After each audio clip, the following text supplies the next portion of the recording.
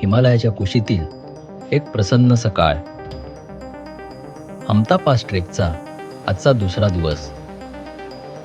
सर्व सामानाची बांधाबांध करून आम्ही बालुका घिराच्या दिशेने आमचा प्रवास सुरू केला. कालच्या ढगाळ वातावरणाची जागा आता सूर्याच्या लख्ख प्रकाशाने घेतली होती. आमचं ओझं पाठीवर घेऊन हे खेचत निमूटपणे पुढच्या प्रवासाला निघाले होते. वर निळाशार आकाशात आता पांढऱ्या शुभ्र ढगांनी गर्दी केली होती आणि त्या सकाळच्या या निरव शांततेला भंग करत होता दरीमधून वाहणाऱ्या पाण्याचा रौद्र आवाज.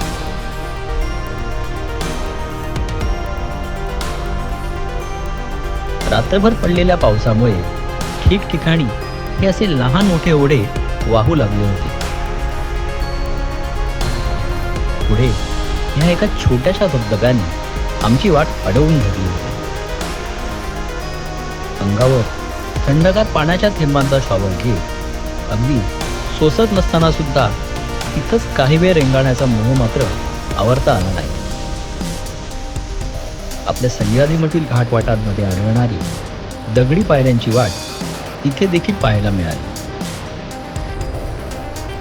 आता आला आजच्या ट्रेकचा सर्वात कठीण भाग, म्हणजे हा नाला ओलांडणे.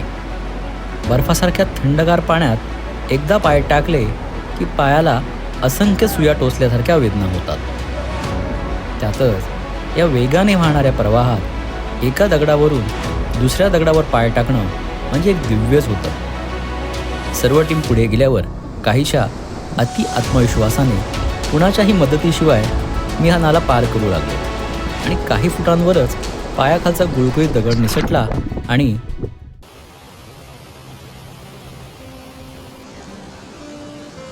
अगदी क्षणाक्षणाला लोभस ते रौद्र अशी निरनिराळी रूप धारण करणारं हिमालयाचं एक वेगळं आणि सुंदर असं जग आहे. इथल्या नागमोडी पायवाटा, बर्फ, लहान मोठे डोंगर, इथली जंगलं आणि आपल्याच वस्तीत वाहणारे इथले जलप्रवाह.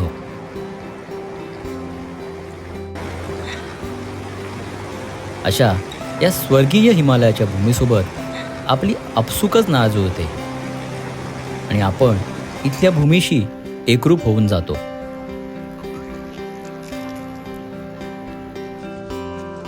कॅम्पसाईटवर पोहोचलो तेव्हा गाईड आणि बाकीच्या लोकांनी टेंट आधीच उभारून ठेवले होते. त्यातले 2 मोठे टेंट म्हणजे एक किचन टेंट आणि एक जेवणासाठीचा टेंट. थोडा वेळ टेंटमध्ये बसून आजूबाजूचे स्वर्गीय दृश्य पाहण्यात हरवून गेलो होतो. इतक्यात जितूच्या हाकेने भानावर आलो. लगोलग हातात कॅमेरा घेऊन टेंट बाहेर धावलो. बाहेरचं दृश्य अगदी डोळ्यांचं पारणं फेडणारं होतं.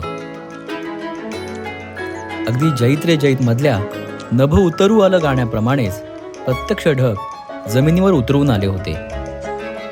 बहुतेक स्वर्ग स्वर्ग म्हणतात तो हाच असावा.